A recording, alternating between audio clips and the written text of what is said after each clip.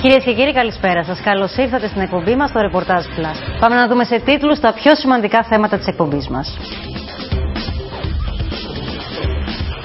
Ποιοι είναι οι συνάδελφοι της Κούνεβα? Διεθνές συνέδριο στο Πάντιο Πανεπιστήμιο παρουσιάζει στοιχεία για τα χαμηλού κύρους επαγγέλματα στη χώρα μας. Μπαμπά, μη με τρέχεις. Τα ωράρια των παιδιών σε σχολείο και εξωσχολικές δραστηριότητες θα έχουν φτάσει στα όρια τους. Τι λένε οι επιστήμονες? Τι εφαρμόζεται πιλωτικά σε Βρετανία και Γαλλία? Λεξιτανίλ. Φαρμακογνώσεις χωρίς παρενέργειες. Ένα περιοδικό των φοιτητών του Πανεπιστημίου Δυτικής Μακεδονίας.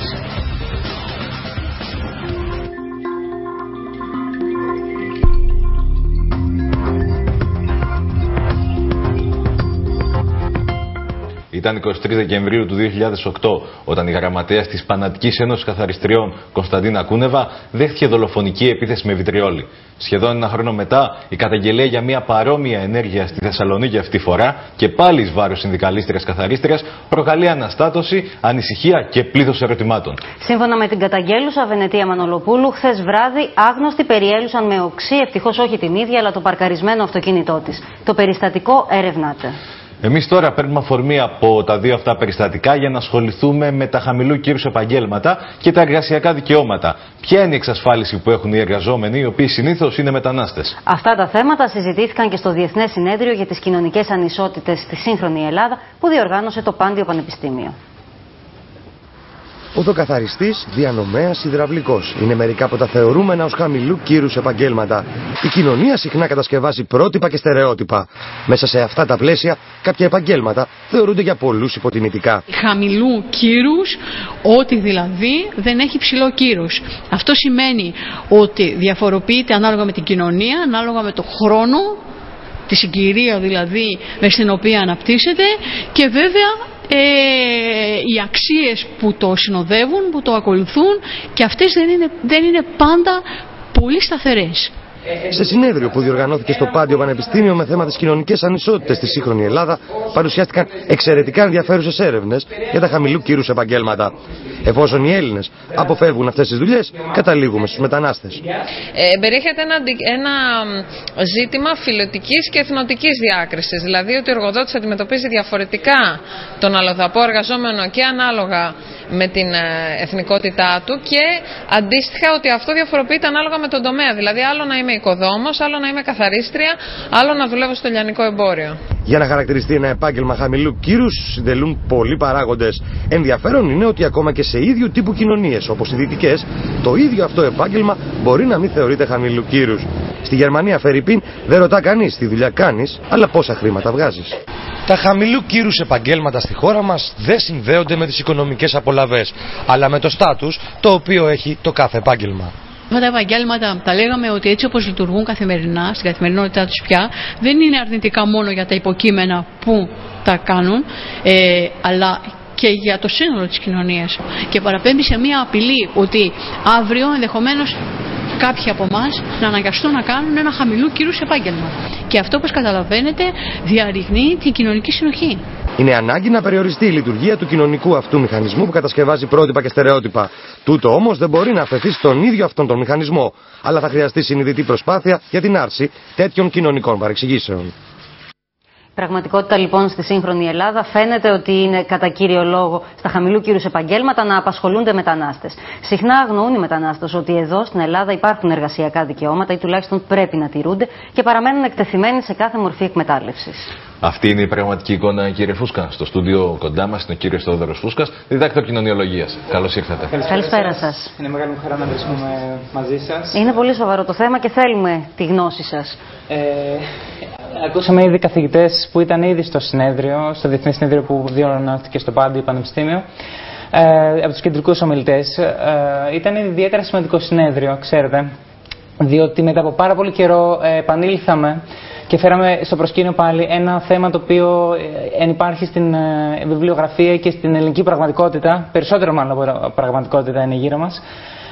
Οι επιπτώσεις της χαμηλού κύρους εργασίας σε μια ευαίσθητη πληθυσμιακή ομάδα, αυτή τους μετανάστες.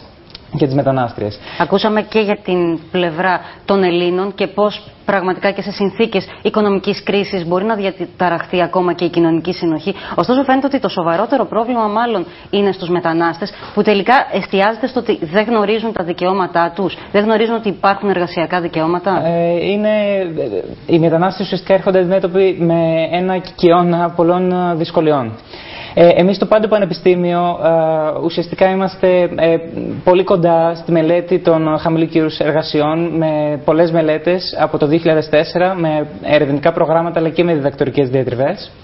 Αυτό σημαίνει ότι έρχεστε σε επαφή δηλαδή με τους μετανάστες, ότι υπάρχουν κάποιες συνεντεύξεις οι οποίες αποτελούν το υλικό και στις εργασίες και στις μελέτες. Τι έχετε αποκομίσει λοιπόν από αυτή την επαφή? Ακριβώς. Αν θα μπορούσαμε να χαρακτηρίσουμε τους μετανάστες, πολλές φορές προσωπικά τουλάχιστον ο όρος κοινωνικός αποκλεισμός περιγράφει πολλά πράγματα, αλλά από κάποιον ο οποίος έχει τελειώσει την έρευνά του ή έχει πάρει συνεντεύξεις όπως αναφέρατε, να μην είναι αρκετό. Και δεν είναι μόνο κοινωνικός αποκλεισμός, γιατί στη δουλειά τους χρησιμοποιούν. Ακριβώς. Κοινωνική εκμετάλλευση καταλήγει να είναι ουσιαστικά. Ακριβώς. Ουσιαστικά μιλάμε για ένα φθηνό εργατικό δυναμικό, το οποίο αυτή τη στιγμή διαμορφώνεται στις ανάγκες ενός εργοδότη, μιας εργοδότριας, και ουσιαστικά προσαρμόζεται στις εκάστοτε ανάγκες. Είτε μιλήσουμε για μια οικιακή εργάτρια, είτε μιλήσουμε για έναν χειρόν εργάτη ή για οποιαδήποτε άλλη χαμηλού κύρους εργασία. Σημαντικό είναι να πούμε τι είναι χαμηλού κύρους εργασία, το ακούσαμε και νωρίτερα. Είναι οποιαδήποτε μορφή απασχόλησης με χαμηλό γόητρο ή με ουσιαστικά που είναι επισφαλής, δευτερεύουσες, οποιαδήποτε θα λέγαμε με πολύ απλή γλώσσα, παρακατιανή εργασία. Έτσι όπως το αντιλαμβανόμαστε οι περισσότεροι. Έτσι. Αυτή τη στιγμή στο Πάντιο Πανεπιστήμιο θα ήθελα να σας πω, για να θέσουμε και ένα πλαίσιο ουσιαστικά της ερευνητικής δραστηριότητας που σας είπα νωρίτερα. Από το 2004 με το ερευνητικό πρόγραμμα Πυθαγόρας 1 με τις ομότιμες καθηγήτριες Κούλα Κασιμάτη και Λουκία Μουσούρου, εστιάστηκαν οι καθηγήτριες σε αυτό το πρόγραμμα σε 4 σημεία: στην εργασία και την απασχόληση, στις διαγενειακές σχέσεις, στην κοινωνική ασφάλιση και τις σχέσεις με τις δημόσιες υπηρεσίες. Στα πλαίσια αυτά βγήκαν διαφορετικές αναλύσεις, όπως για τις επιπτώσεις των συνθηκών εργασίας επάνω στους μετανάστες από τους κ. Σακέλη και κυρία Σπυροπούλου αντίστοιχα. Κύριε Φούσκα, ξέρετε, επειδή οι περισσότεροι δεν θα καταφέρουν να συγκρατήσουν ούτε τα ονόματα, ούτε ακριβώς το αντικείμενο της εργασίας, εγώ θα ήθελα όσο το δυνατόν πιο απλά να προσπαθήσουμε να ορίσουμε ποια είναι τα προβλήματα που αντιμετωπίζουν στην εργασία οι μετανάστες αυτή τη στιγμή. Ωραία. Ξέρετε, δεν θα μπορούσαμε να πούμε ότι είναι ένα, αλλά αν αναφερθούμε στα προβλήματα που αντιμετωπίζουν, σίγουρα θα μπορούσαμε να πούμε πρώτα απ' όλα ότι η αποξένωση και η ανισότητα είναι τα βασικότερα. Ανισότητα λοιπόν. Στα πλαίσια ουσιαστικά ενός συστήματος παγκόσμιου που αποζητά, όπως σας είπα, ένα φθηνό εργατικό δυναμικό για υπηρεσίες, φροντίδα ηλικιωμένων, φροντίδα παιδιών, καθαρισμό, ακόμα και στη βιομηχανία του σεξ. Αυτό το εργατικό δυναμικό θα είναι φθηνό. Το κόστος αναπαραγωγής, δηλαδή το που θα μείνει, το που θα ντυθεί, το που θα βρίσκεται την επόμενη μέρα, θα είναι πολύ φθηνό για τη χώρα υποδοχής όπως και η Ελλάδα. Και επίσης δεν θα διεκδικήσει ποτέ τα κοινωνικά και πολιτικά δικαιώματα των γηγενών, των ανθρώπων της χώρας που εισέρχονται. Παράλληλα, η έλλειψη σταθερών συνθηκών εργασίας, τα ωράρια, τα υπερεξαντλητικά, δηλαδή αν θα λέγαμε για το οκτάρο, στους μετανάστες αναφερόμαστε συνήθως από 12-14 ώρες. Τα προβλήματα που υπάρχουν εδώ είναι ανάλογα με αυτά που υπάρχουν και στις άλλες ευρωπαϊκές χώρες. Σαφώς. Είναι πιο οξυμένα εδώ, για παράδειγμα? Όχι, είναι το ίδιο και σε πολλές περιπτώσεις και πολύ περισσότερα. Δεν υπάρχει χώρα διεθνώς, είτε μιλήσουμε για την Αμερική είτε για την Ευρώπη, που να έχει επιλύσει κάτι αντίστοιχο. Απλά είναι χαρακτηριστικό η μελέτη των καθηγητών Ψημένου και Σκαμνάκη αναφέρθηκαν στην όρο προνοιακή περιθωριοποίηση. Απλά σας τονίζω για τον λόγο. Τι εννοούμε με αυτόν τον όρο? Ακριβώς, ότι οι μετανάστες είτε για αντικειμενικούς, δηλαδή εμπόδια που αντιμετωπίζουν στην κοινωνία υποδοχής, αλλά και για υποκειμενικούς που αναπτύσσουν οι ίδιοι λόγω λόγω των εμποδίων που συναντούν, δεν μπορούν να έχουν πρόσβαση στην ιατροφαρμακευτική περίθαλψη ή ακόμα και στις υπηρεσίες φροντίδας και φύλαξης παιδιών, όπου ήταν η συγκεκριμένη μελέτη. Που πολλές φορές είναι ίσως η πραγματικότητα η οποία έχουν συνηθίσει να ζουν στις χώρες από όπου προέρχονται και τη συναντούν με τους ίδιους όρους στις χώρες υποδοχής, στη στιγμή που τουλάχιστον θεσμικά και νομικά δεν θα έπρεπε να ισχύει αυτό. Από εκεί και πέρα, κύριε Φούσκα, οι μετανάστες αυτοί μπορούν ίσως μέσω συνδικαλιστικών οργάνων να βρουν μια έκφραση και να βρουν τρόπους στήριξης, ή και εκεί αντιμετωπίζουν, θα λέγαμε, το ρατσισμό? Θα σας πω και από την προσωπική μου εμπειρία, από τη διδακτορική μου διατριβή, από την έρευνά μου ουσιαστικά που τελείωσε πρόσφατα. Είναι σε τρία επίπεδα. Πρώτον, αν θα μπορούσαμε να πούμε ότι οι συνέπειες της εργασίας, όπου ουσιαστικά το εξετάζει ένας συνάδελφός μου, ο Νίκος Εξπολτάς, βλέπει πως οι συνέπειες αυτές της οικιακής εργασίας ενός χαμηλού κύρου σε επάγγελμα, πως επιδρά στην οικογένεια. Το με τις Φιλιππινέζες, για παράδειγμα. Ακριβώς. Εκείνος εξετάζει τις Ουκρανές μετανάστριες, οι οποίες και βλέπει ουσιαστικά πώς η οικογένεια μεταβάλλεται, οι οικογενειακοί δεσμοί. Μία συναδελφός μου ακόμα, η Ντάρια Λαζαρέσκου, κοιτάει πώς η σταδιοδρομία μέσα σε ένα χαμηλού κύρους επάγγελμα οδηγεί ουσιαστικά σε ένα διέξοδο και στην παραμονή σε αυτό. Εγώ στη διδακτορική μου διατριβή εστίασα. Το οποίο θέμα είναι?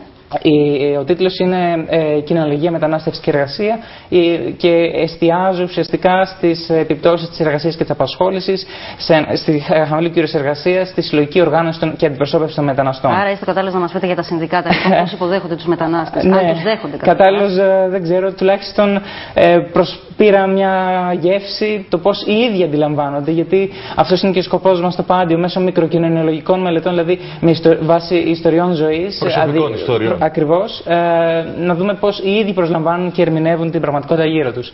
Όσον αφορά τα δικά μου δεδομένα, από την έρευνά μου, αυτό που είδα ότι είναι καταρχάς, είτε μιλήσουμε για έναν Αιγύπτιο μετανάστη, ο οποίος θα δουλεύει συνήθως ή ψήστης ή ελαιοχρωματιστής, έναν Αλβανό, ο οποίος θα δουλεύει συνήθως στις οικοδομικές κατασκευές, έναν μετανάστη του Μπαγκλαντές που θα δουλεύει σε παράνομες εταιρείες βιοτεχνίας φασών, μια τέχνη που μαθαίνει κατά το ταξίδι του στην Ελλάδα. Είτε μιλήσουμε για έναν Παλαιστίνο, ο οποίος θα βρίσκεται σε οποιαδήποτε δουλειά, ή καθώς και για μια οικιακή βοηθό, όπως είπαμε, από τις Φιλιππίνες. Αυτό που φαίνεται είναι ότι λόγω των συνθήκων, του πλαισίου και της φύσης της εργασίας τους, που χαρακτηρίζεται πλέον από την αποδιάλυση, σας είπα, εξαντλητικά ωράρια, καμία ασφάλιση, καμία παροχή πολιτικών ή εργασιακών δικαιωμάτων, αυτό που φαίνεται είναι ότι οι μετανάστες καταρχάς αποκτούν ατομοκεντρική αντίληψη, δηλαδή δεν ενδιαφέρονται για το διπλανό τους, αποσυλλογικοποιούνται. Ακριβώς, αποσυλλογικοποιούνται, απομακρύνονται από οποιαδήποτε διεκδίκηση. Και το πιο χαρακτηριστικό παράδειγμα,